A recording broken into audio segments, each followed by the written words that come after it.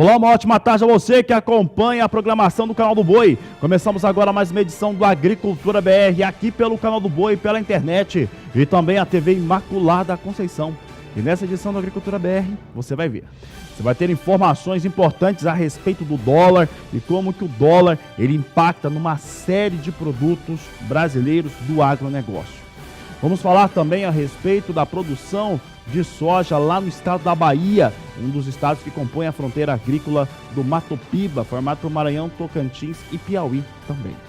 Olha, tem uma entrevista exclusiva hoje com Eduardo Carvalhais, analista do mercado de café. Ele fala a respeito do cenário atual e também das suas expectativas, a necessidade de ter uma situação nova, uma nova estratégia para lidar com o próximo ano, já que será viabilidade positiva para o café arábica. Tem ainda mercado físico e muito mais a partir de agora.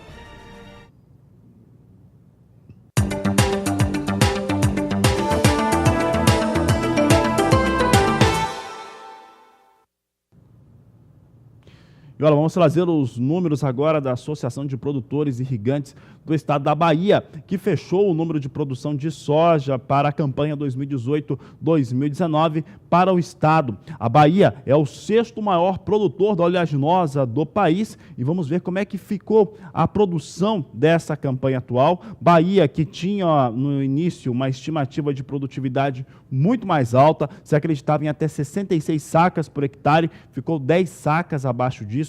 É o que você confere a partir de agora no Agricultura BR, trazendo aqui os números em relação ao que foi produzido no estado da Bahia. Você tem aqui os números sendo colocados à disposição. Nós temos aqui uma produção de 5.300.000 toneladas de soja, estimativa que foi colocada pelo AIBA, produtividade de 56 sacas, né? Ficou então 10 sacas abaixo daquilo que estava sendo planejado, para 1,5 milhão de hectares ocupados com soja nessa campanha 2018-2019. Um dos dados colocados aqui pelo pessoal da AIBA em relação a por que não atingiu a produtividade esperada, fica por conta do fator climático que atingiu vários estados produtores do Brasil, inclusive o estado da Bahia.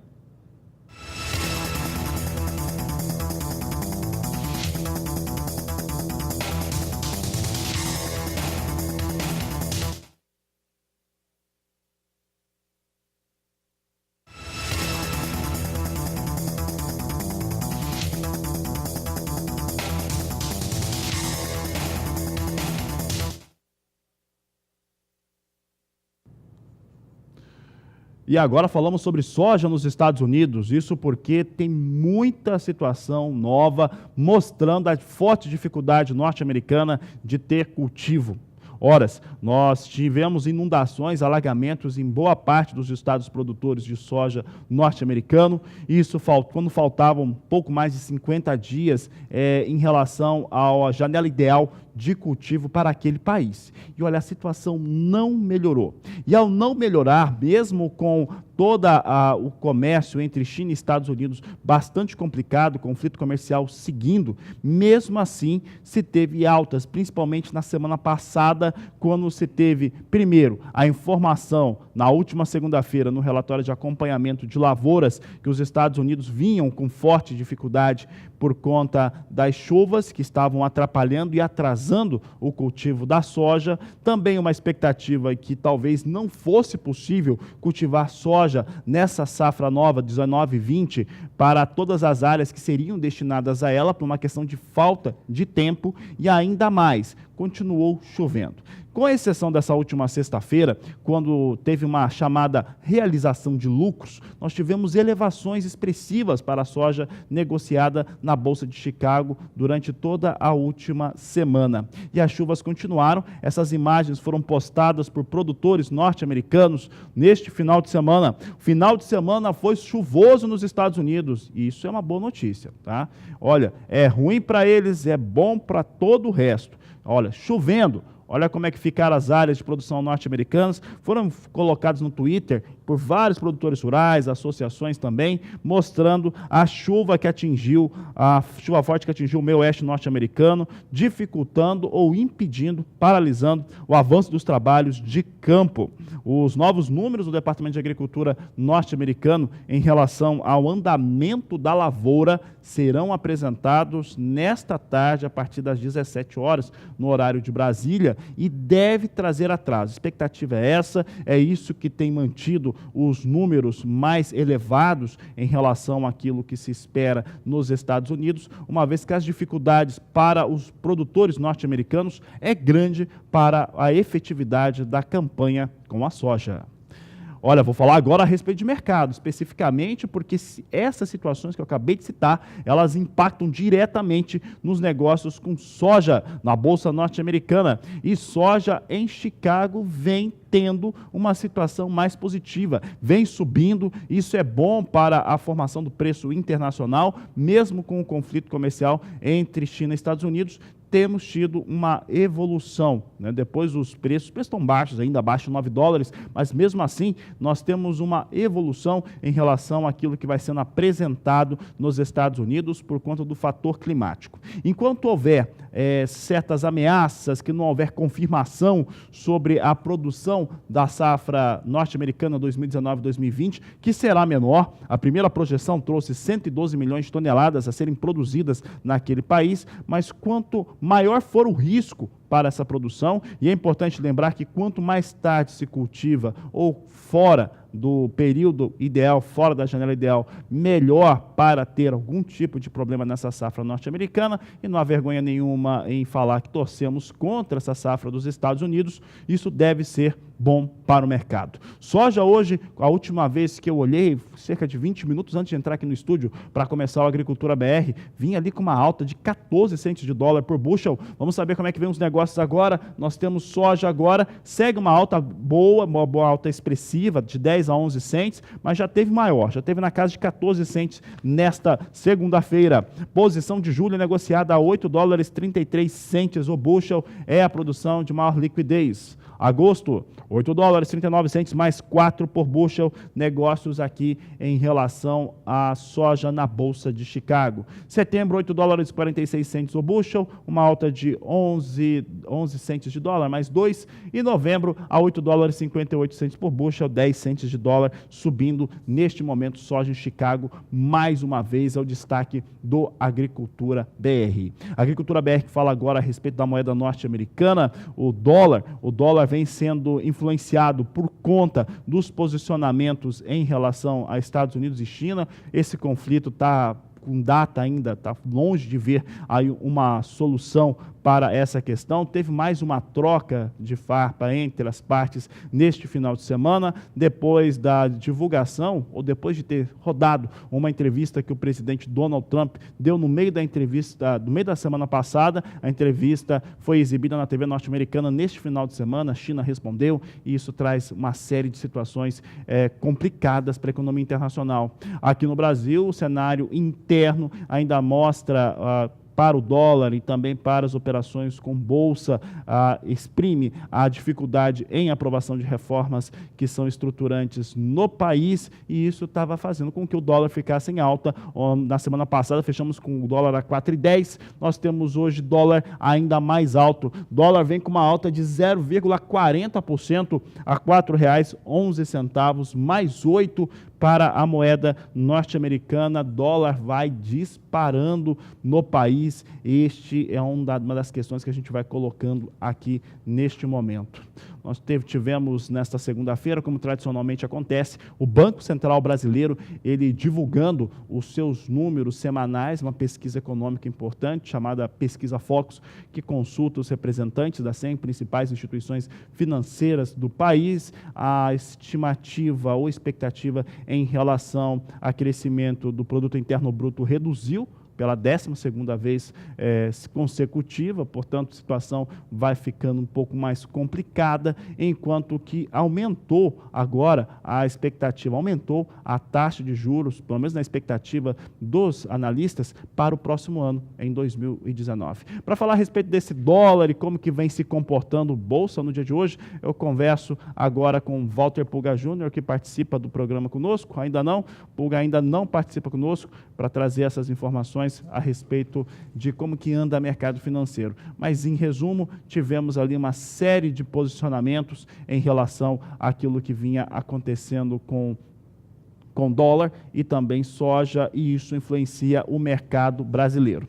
Nós vamos trazer agora, então, você acompanha comigo, como é que vem sendo negociada a soja no porto brasileiro. Soja no porto que, apesar de ter tido essa melhora com soja em Chicago e também o dólar subindo no Brasil, soja nos portos brasileiros parece que estava reduzindo. Vamos saber como é que vem, então, agora soja no porto. Nós temos aqui a apuração da Grãos Corretora, valores a R$ 75,00 para valor de referência no Porto de Santos, de acordo com a Grãos Corretora, nesta segunda-feira.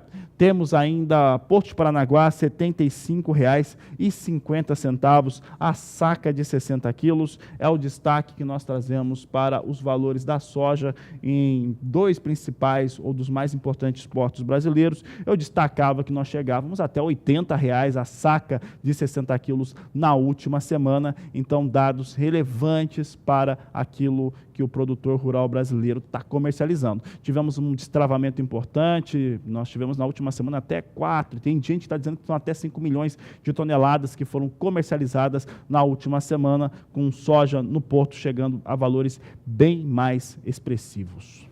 E olha, já que toda essa questão envolve dólar, vamos saber um pouco a respeito do dólar, algumas situações de investimento de dólar, ouro também, que é uma commodity importante. Você vai acompanhar agora uma entrevista que Walter Pulga Júnior fez com um especialista da área que fala sobre as suas expectativas para o ano de 2019. E o dólar disparou nas últimas semanas, passou de R$ 4,00, foi a R$ 4,10. Bom, quem acompanhou essa evolução nos negócios do câmbio, entre outros operadores, foi o Mauriciano Cavalcante, da Ouro Minas, que está aqui conosco hoje para comentar sobre essa disparada do dólar. Mauriciano, obrigado por ter vindo. A pergunta que surpreende sempre, né? A pergunta é que sempre os economistas, quem está na mesa, se surpreende com a movimentação do dólar. Vocês já esperavam essa disparada do dólar? Olha, na realidade, o mercado apostava muito, o mercado dos investidores apostavam muito na rápida aprovação da Previdência. E surgiram outros assuntos, outros problemas, tanto internos quanto externos, que acabaram acelerando essa alta.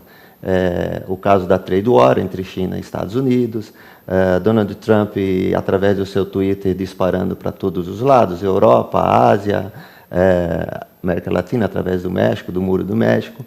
Então, isso tudo, e internamente as discussões entre Bolsonaro e a Assembleia. Então, isso tudo faz com que a tendência do dólar seja de alta mesmo, não só o dólar, como também algumas commodities de segurança, no caso, por exemplo, o ouro. Ou seja, nós tivemos algum tumulto no mercado que surpreendeu todo mundo. O dólar a 3,70 ficou para trás. Ficou para trás. Na realidade, enquanto não houver a votação da Previdência do jeito que está sendo colocada, sem muitos cortes, a tendência realmente é que o dólar ainda vá subir mais um pouco. Bom, ele é diretor, Cavalcante é diretor da mesa de operações da Ouro Minas, que atende muito turista, atende o consumidor, vamos dizer, comum, fora grandes empresas que trabalham com dólar. Mas ele tem lojas no mercado de câmbio e sente o que está ocorrendo. O brasileiro correu para o dólar ou só o investidor correu para o dólar? Na realidade, nesse momento, só o investidor correu para o dólar. O turista, ele deu uma recuada para ver se lá na frente, na data da viagem dele, ele consegue algum preço melhor. Então, quando a perspectiva dele era a 3,70, Então, ele começaria a comprar e fazer uma média para a sua viagem. Porém, essas surpresas que aconteceram, essas graves crises que aconteceram, fez com que ele recuasse e ele está esperando para ver o que acontece mais para frente. Ou seja, o turista saiu do mercado, vamos dizer assim. Exatamente. Agora, o investidor correu. Ele saiu do mercado de ações e foi para o dólar? Exatamente. O investidor ele fez um hedge do seu capital, numa defesa do seu capital. Porque com todas essas notícias, a tendência realmente é que o dólar vá subir mais um pouco, podendo atingir aí até o patamar de 4,20. Até 4,20, vocês já esperam lá na Eurominas. Agora, além do dólar, o investidor corre para o ouro também. O ouro teve ganho nos últimos tempos? O ouro nos últimos tempos, eu diria, vamos por aí, nos últimos 6 meses, ele teve uma valorização, foi uma commodity que teve a maior valorização junto com o dólar dos últimos tempos. Ou seja, também uma disparada. Sinal que a insegurança traz uma corrida para o dólar e para o ouro. Exatamente. O ouro ele é uma proteção do capital, né? O dólar já é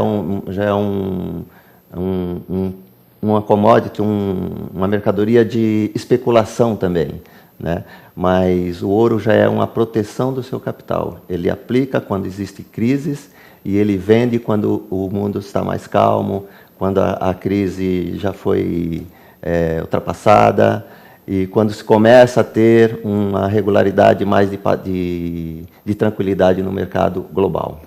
Bom, você está ouvindo quem está no dia a dia do mercado, está ali no balcão, trabalhando com quem procura ouro, com quem procura dólar, né? Tanto turista como investidor.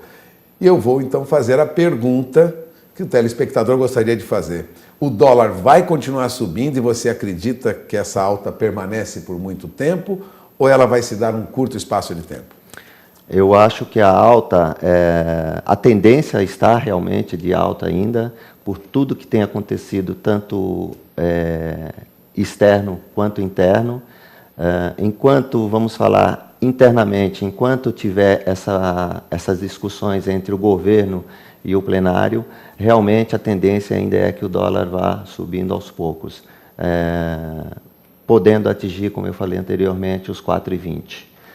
Se continuar essa crise a trade war entre Estados Unidos e China, a tendência também é que esse mercado ele vá puxar, aí ele puxaria o ouro também. Bom, você acaba de ouvir Mauriciano Cavalcante, ele é diretor de câmbio da Eurominas. Está aí o recado. Dólar tende a movimento de alta e junto com ele vem o ouro também em alta. Agradeço mais uma vez, Mauriciano, sua presença aqui. Obrigado. É com vocês em Campo Grande.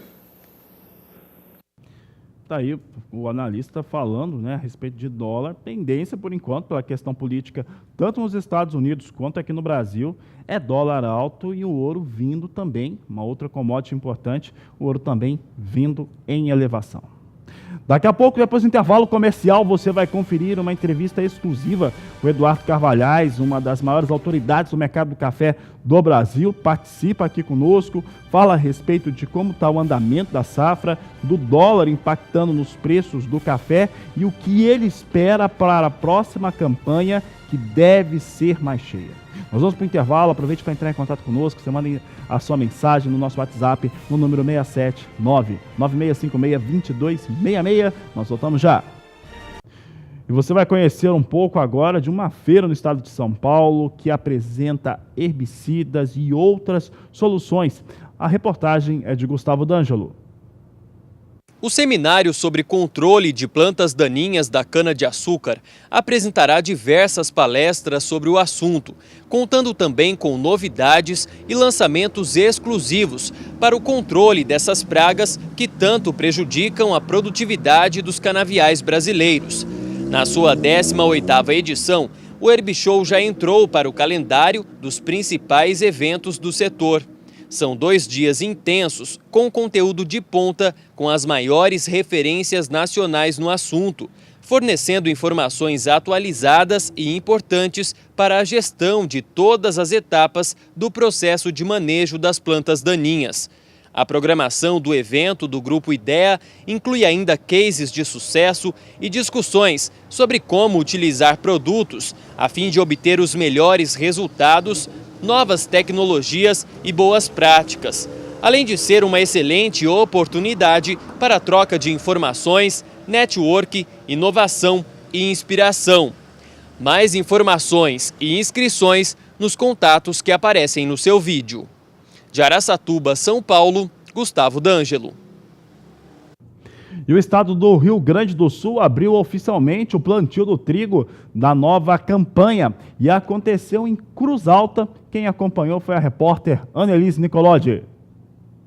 Com a mudança de data, a comissão organizadora da Fenatrigo conseguiu incluir no calendário da feira a abertura oficial do plantio do trigo no Rio Grande do Sul, um cereal de inverno importantíssimo para o sistema produtivo agrícola. Para o município de Cruz Alta, nós temos uma expectativa de aumento de 25% da área. Nós temos aí uma área que no ano passado chegou a 12 mil hectares, esse ano nós esperamos superar 15 mil hectares. Também nós temos uma perspectiva de aumento de produtividade em função que as últimas safras nós tivemos alguns problemas climáticos, né? Esse aumento de área, ele está vinculado a quê? Esse aumento de área ele é vinculado a vários fatores, dentre eles diluição de custos da propriedade, em que, por exemplo, se eu deixar o meu maquinário todo parado no inverno, isso é um problema e aumenta o meu custo. A outra situação é rotação de culturas, então eu preciso fazer com que o meu solo sempre esteja ativo, também colocar palha nesse solo. E a outra situação é que eu preciso uma cultura que me dê rentabilidade no inverno. E dentre as nossas culturas de inverno, o trigo ainda continua sendo a cultura que me traz uma maior rentabilidade e fluidez no mercado para a comercialização. Então o produtor está se dando conta disso? O produtor, cada vez mais, ele vem fazendo gestão na sua propriedade e dentro desse processo de gestão, ele visualiza que a cultura do trigo, como o inverno, ele é importante para garantir lucratividade para a propriedade.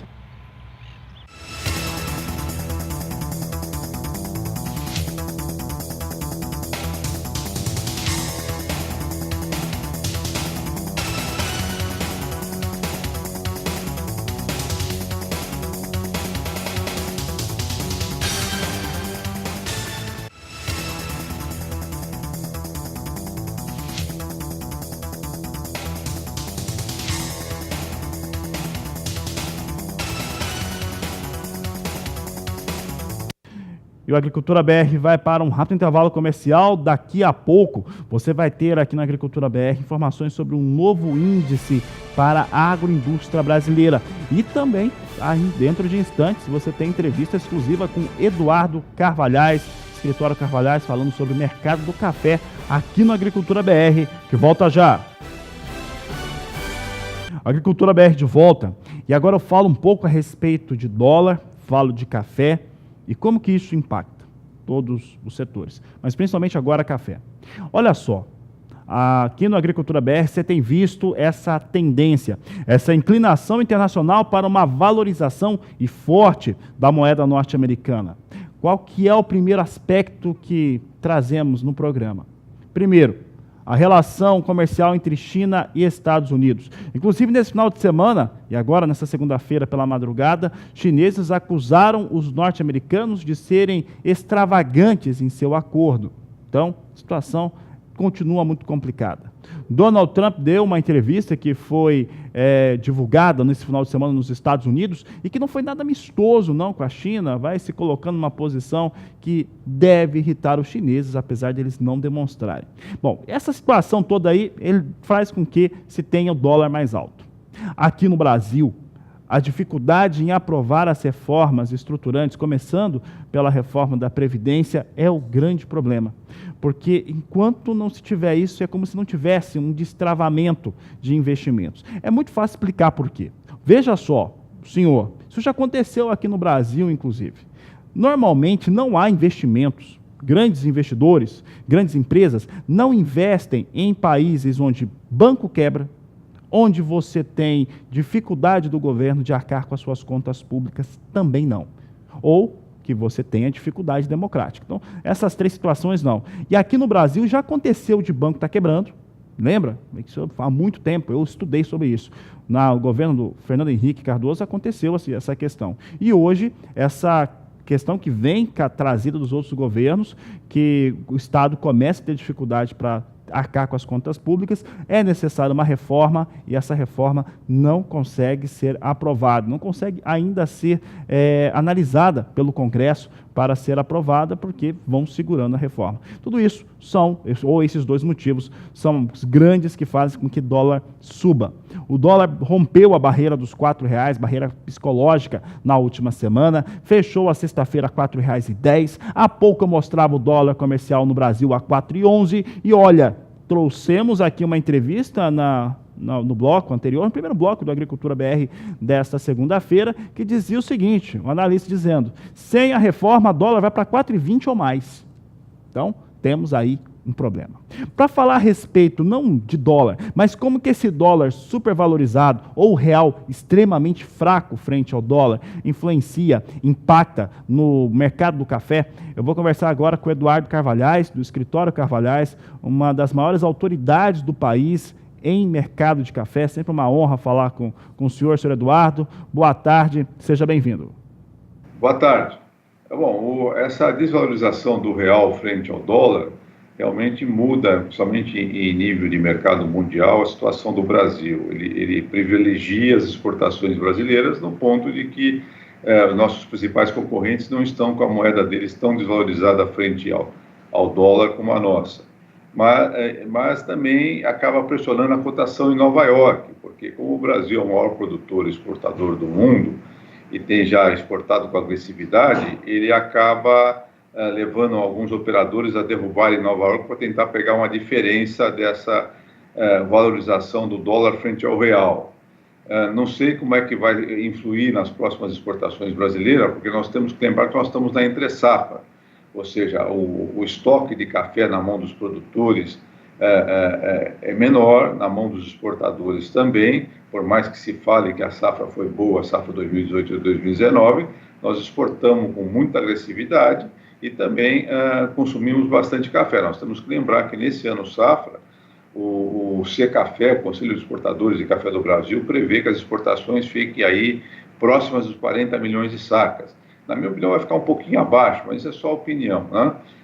Mas se pegar o número do Secafé de 40 milhões e o consumo interno, que deve estar em torno de 22 milhões, são 62 milhões de sacas que desapareceram entre 1º de julho de 2018 e agora.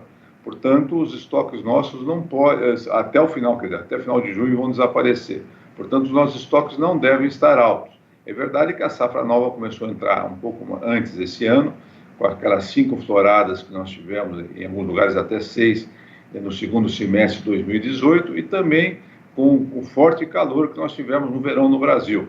Esse forte calor e as chuvas aí em fevereiro e março acabaram antecipando a maturação de cafés, de frutos em diversas lavouras, e a colheita de café arábica começou mais cedo este ano. Já vem entrando alguns cafés nos armazéns. A qualidade não é boa até agora, de muitos desses cafés, por causa da chuva que nós estamos tendo. As chuvas não acabaram até agora. É normal que chova ainda nessa época do ano, não nesse volume. A época de seca mesmo, em grande parte das regiões produtoras de café, começa a partir de junho. Tá certo, Eduardo. Eduardo, e o que o produtor rural, o que o cafeicultor pode esperar a partir deste momento? O produtor está vivendo o dia a dia, porque ninguém esperava que os preços de café na entrada de uma safra de ciclo baixo, como essa do Brasil, e com a demanda como está no mundo, consumo mundial de café crescendo, consumo na Ásia crescendo, na Europa, nos Estados Unidos e aqui no Brasil também, ninguém esperava que no começo da entrada de uma safra de ciclo baixo do Brasil os preços estivessem tão baixos. Um dos responsáveis por isso, sem dúvida nenhuma, é o dólar forte frente ao real, né? E acaba ajudando o especulador em Nova York a derrubar os preços lá do café. Mas, fora isso, venceu essa narrativa de que não está faltando café no mundo. Quer dizer, realmente não está faltando café do mundo, mas também não está sobrando. E, na nossa opinião, esses preços são muito ruins, vão desanimar muitos cafeicultores ao redor do mundo a produzirem mais cafés, e nós precisamos que produzam mais cafés com o aumento de consumo no mundo, e também vai significar um certo desleixo na qualidade do café, porque isso desanima o cafeicultor a investir tudo que ele tem que investir numa colheita de qualidade. Eduardo, nós estamos numa safra de ciclo baixo, que sucedeu uma safra recorde de café no Brasil. A próxima safra brasileira é de ciclo alto para o café arábica. E aí, como que a situação fica? Porque já está complicada a comercialização. As pressões que existem hoje no mercado internacional, e eu falo principalmente dos investidores na Bolsa de Nova York, têm sido cada vez maiores. Ao contrário de qualquer, a gente sempre fala isso, né, Eduardo? Mas ao contrário de qualquer outro produto exportado pelo Brasil, o café é o único que não se beneficia quando o dólar sobe. Quando o dólar sobe, pelo contrário, vão lá e dão pressão negativa e o café cede em Nova York. Isso não se converte em reais. E se nós pegarmos e considerarmos o valor do nominal do café, da saca de café, você tem, inclusive, preços que cederam nos últimos 6, 7 anos. O que podemos esperar para o próximo ano? O que pode ser feito? É um momento delicado, a gente sente muita aflição por parte dos produtores de café aqui no Brasil. Esses preços atuais praticados no momento não remuneram nem aqueles que têm maior produtividade, então regiões que dão uma porcentagem de cafés finos maior. A preocupação é geral no Brasil.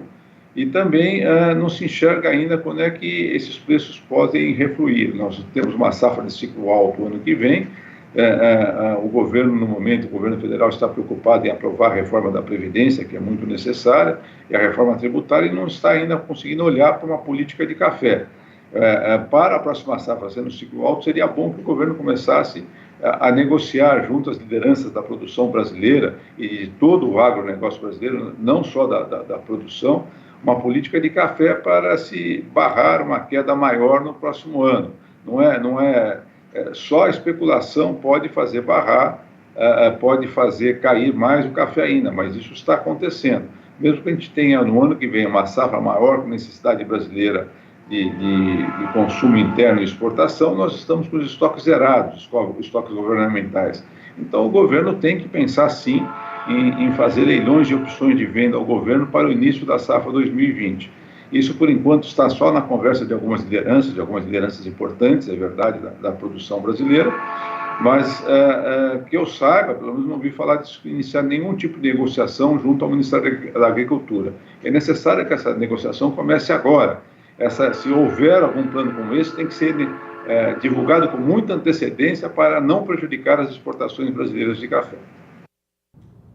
Tá certo, Eduardo. Obrigado pela participação do senhor aqui mais uma vez no Agricultura BR, no Canal do Boi. Você estava ouvindo aquela sirene, o escritório Carvalhais fica no Porto de Santos. Então, nós estávamos ouvindo ali o barulho, né, que sai das embarcações que estão chegando ou saindo. Mas não é essa a questão, né? O cafeicultor está preocupado e motivos há de sobra.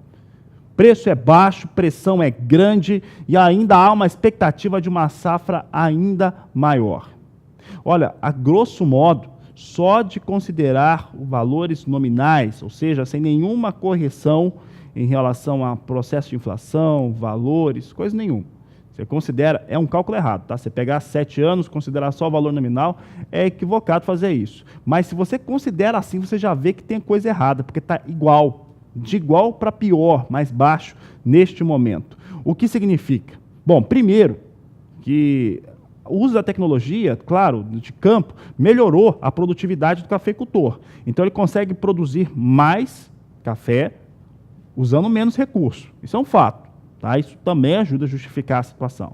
Por outro, há também, de uma maneira muito clara, uma diluição, uma espécie de dilapidação do patrimônio desse produtor de café no Brasil, em especial nestas 2 últimas temporadas para o café arábica, no qual pressões negativas jogam o preço do café arábica para os piores patamares dos últimos 13 anos na Bolsa de Nova York, reflete diretamente nos valores das sacas em reais aqui no Brasil. O que o Eduardo Carvalhais está dizendo em resumo? Quem faz as políticas somos todos, né? Produtor de café.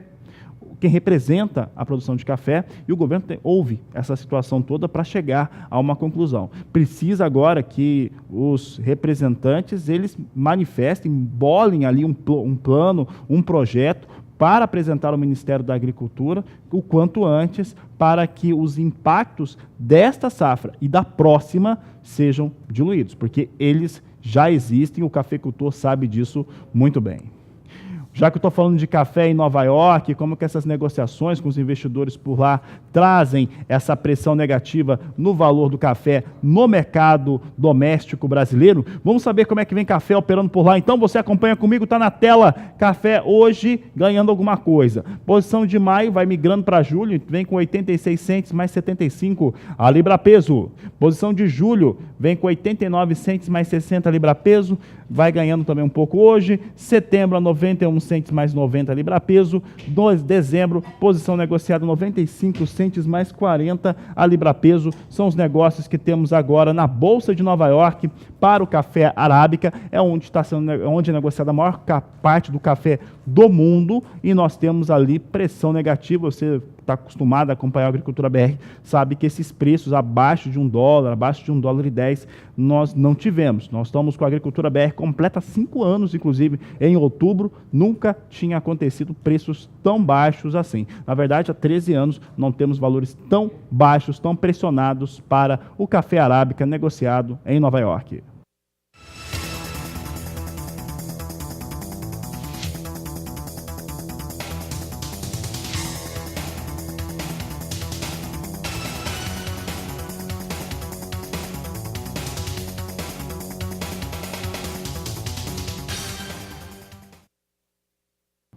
Sigo falando de café, mas agora falo do café robusta.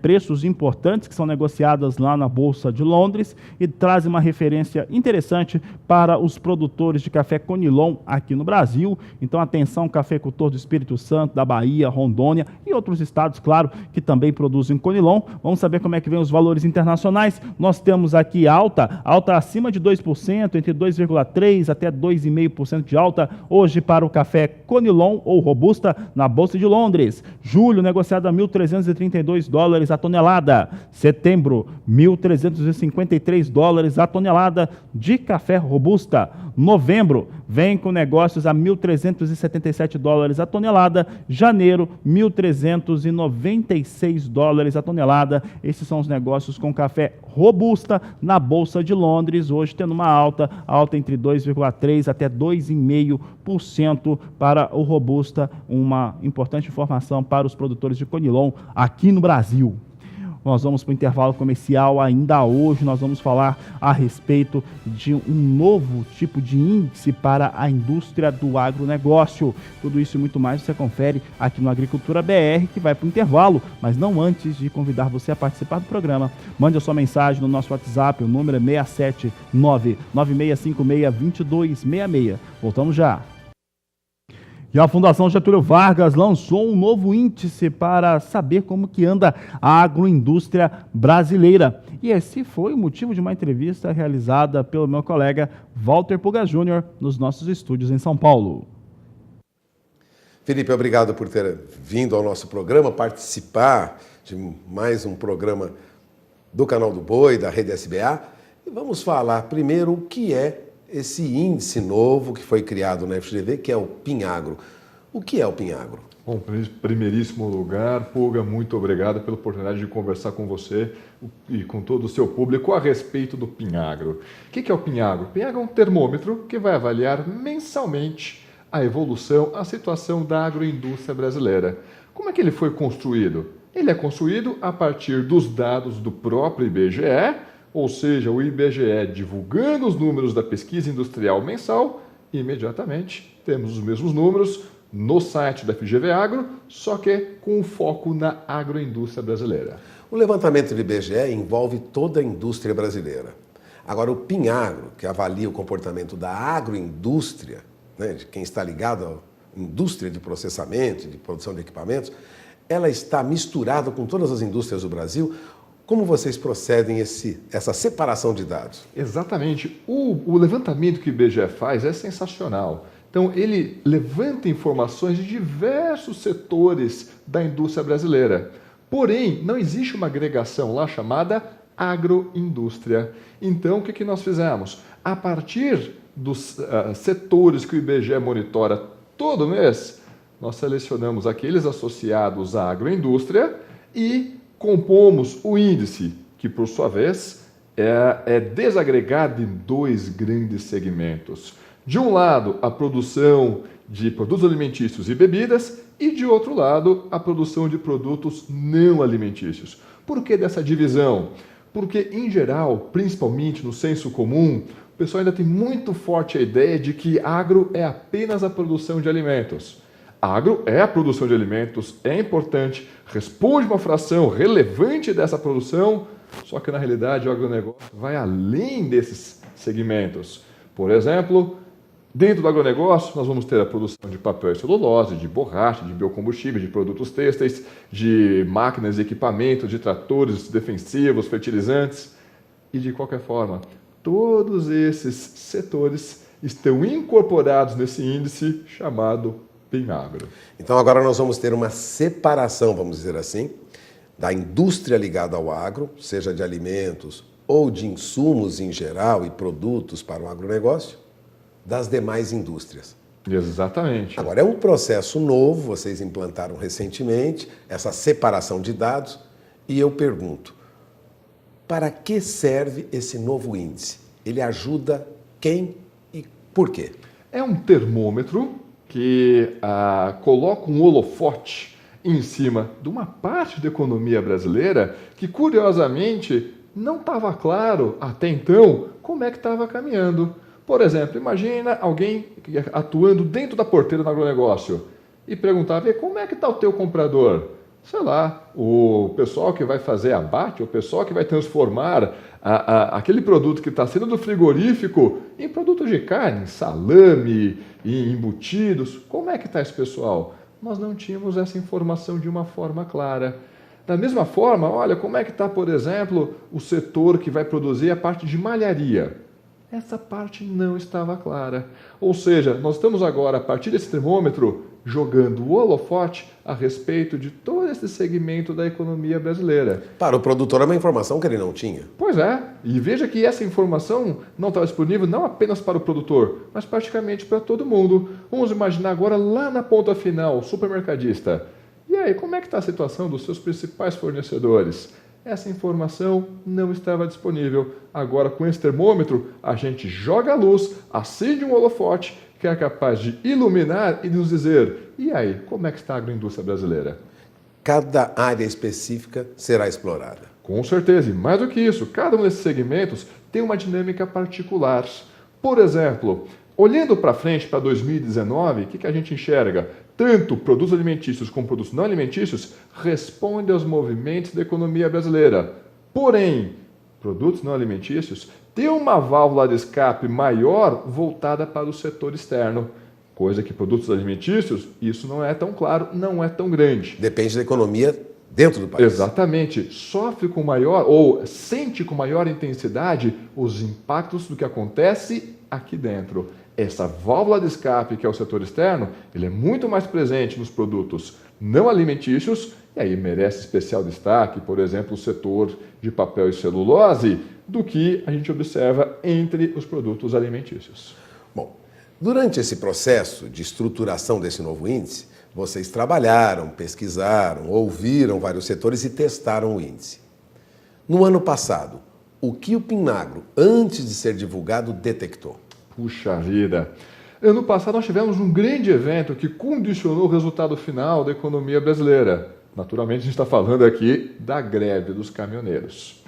A greve dos caminhoneiros não passou batida por ninguém, todo mundo sentiu esse impacto, com maior ou menor intensidade, inclusive a agroindústria. Então a gente observa que, assim como a economia brasileira, assim como a indústria como um todo, veio crescendo em 2017, recuperando o fôlego, esse fôlego deu uma estabilizada no primeiro trimestre de 2018, porém, na hora que chega a greve dos caminhoneiros em maio, é um choque adverso com forte intensidade que muda essa trajetória. Para a indústria como um todo, ela perde o fôlego, mas termina com crescimento. Crescimento baixo, 1%. mas ainda assim positivo. Porém, no caso da agroindústria, esse choque foi mais forte, porque depende mais do frete rodoviário, perdeu fortemente o fôlego e acabou entrando em campo negativo. Em outras palavras, em 2018 a agroindústria contraiu. Ela ficou menor do que ela estava no final de 2017. Bom, se nós tivemos a greve do caminhoneiro, e no ano passado tivemos, e durante a elaboração desse trabalho, formando esse novo índice, vocês constataram isso? Eu pergunto, depois desses primeiros meses neste ano, 2019 promete ser melhor? Puxa vida! Vamos lá, tem grande chance de ser melhor, mas é porque a nossa base de referência não ajuda muito, que foi 2018, que não foi um ano fácil para a agroindústria. O que vai condicionar o desempenho de 2019 para os setores? De um lado, como é que estará a economia brasileira? Os dois segmentos caminham juntos. De um lado, né, a economia brasileira como um todo, se ela vai bem, a agroindústria vai bem. Se a economia brasileira perde fôlego, a agroindústria perde fôlego também. Em outras palavras, quando a gente olha a situação da economia brasileira, a execução da agenda de reformas, se o mercado como um todo ficar desanimado, perder a crença de que essa agenda vai ser aprovada, que a economia vai voltar a crescer com fôlego, se perder essa expectativa, isso vai bater na mesma direção também na agroindústria. Talvez vale a mesma coisa caso haja algum evento, sei lá, uma parte 2 da greve dos caminhoneiros. Vai bater de uma forma adversa na agroindústria. Porém, vamos imaginar que o mau humor do mercado aumenta. A gente sabe que conforme o mau humor aumenta, qual a variável que sobe rapidamente? A taxa de câmbio. E essa taxa de câmbio, esse canal para o setor externo, pode ser uma válvula de escape para a agroindústria. Quem exporta, então, teria maiores chances numa condição adversa. Exatamente. Não que, vamos dizer assim, essa válvula de escape seria suficiente para que esses setores tirassem a cabeça para fora d'água, mas ajudaria. Faria com que esse processo doloroso doesse um pouco menos. Bom, a perspectiva para este ano, portanto, é um pouco melhor do que a do ano passado, salvo as reformas não saírem como planejado pelo governo. Exatamente. Ou seja, olha, a agroindústria pode ter um bom ano agora, 2019? Pode. Vai depender do quê? Do andamento da economia brasileira. E o que depende o bom andamento da economia brasileira? Justamente a execução da agenda de reformas. Bom, você acaba de ouvir o professor Felipe Serigati. Felipe Serigati criou, juntamente com os colegas, né, lá da GV Agro, o PINAGRO. PINAGRO é o Índice de Produção Agroindustrial Brasileira, que a partir de agora será divulgado todos os meses pela GV Agro. Exatamente. Isso vai monitorar a indústria, a agroindústria brasileira e vai sinalizar para você, produtor, o que ocorre com quem está processando o seu produto, quem está exportando o seu produto e também quem está produzindo insumos para o seu trabalho no campo. Passamos o recado, professor? Com certeza, e se puder acrescentar mais uma vírgula, todos esses dados estarão disponíveis ou estão disponíveis de forma gratuita, abertas, no site do GV Agro. Vamos anotar então o site do GV Agro, professor, é? gvagro, esse é do e-mail, gvagro.gv.br. gvagro.gv.br. Então agora o produtor tem acesso às informações todo mês. Exatamente. Agradeço mais uma vez a presença do professor aqui conosco. Vamos encerrando a entrevista. É com vocês. Vamos aproveitar para falar de números que foram divulgados pelo Instituto de Economia Agrícola da Secretaria de Agricultura do Estado de São Paulo, que trouxe os números para exportação para o primeiro quadrimestre do ano de 2019. Quem fala sobre eles é o repórter Gustavo D'Angelo. No primeiro quadrimestre do ano, as exportações do estado de São Paulo somaram 15 bilhões 940 milhões de dólares e as importações 19 bilhões 330 milhões de dólares, registrando déficit comercial de 3 bilhões 390 milhões de dólares. Em relação ao mesmo período de 2018, houve queda tanto nas exportações como nas importações, circunstância que resultou em um acréscimo de mais de 30% no déficit da balança comercial.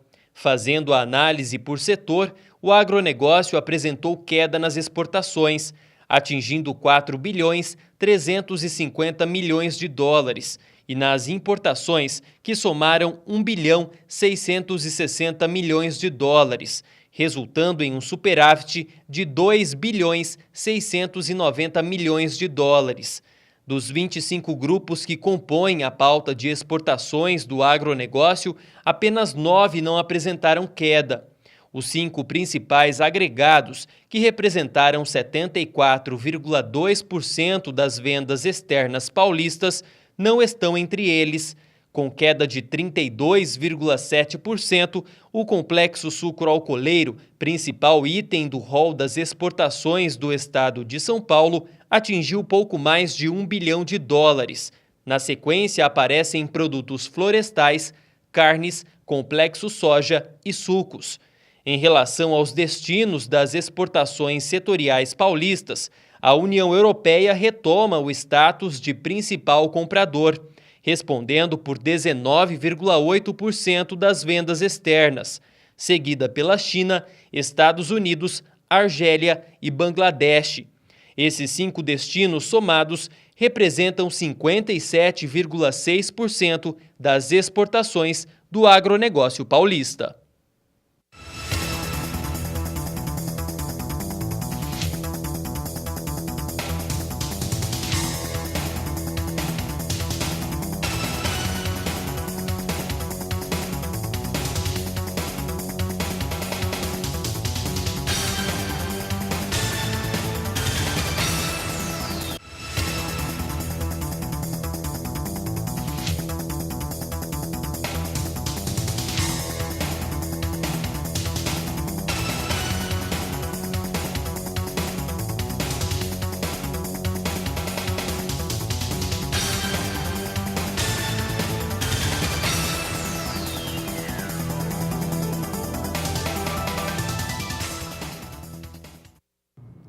A Agricultura BR vai para mais um intervalo comercial. Daqui a pouco nós vamos falar a respeito da gestão de solos para ter melhor resultado em qualquer tipo de cultura.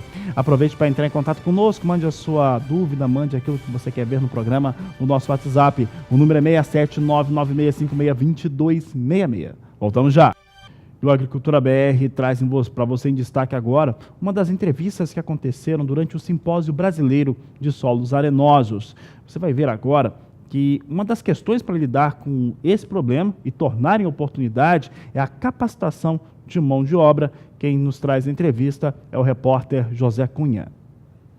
O terceiro simpósio brasileiro de solos arenosos, realizado aqui na sede da UEMS, discute a intensificação da agropecuária em solos arenosos. Eu estou aqui ao meu lado com o superintendente da Semagro, Rogério Beretta. Rogério, como que o Estado participa na recuperação dessas áreas degradadas que são tão importantes para a produção do setor agropecuário do nosso Estado?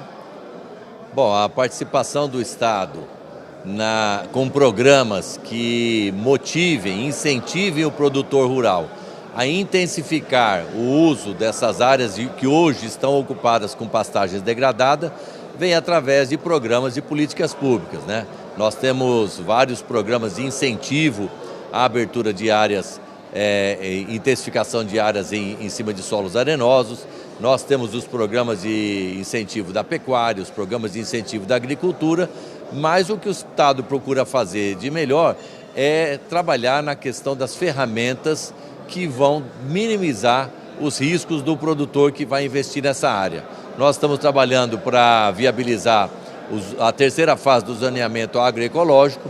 Nós também fizemos um investimento grande para ampliar a nossa rede de estações meteorológicas, de modo a fornecer previsões climáticas mais exatas para o produtor rural. E nós estamos trabalhando também no atendimento da logística para essas pessoas que vão começar a produzir em áreas que nós chamamos, não é uma fronteira agrícola, mas é uma área de fronteira da agricultura.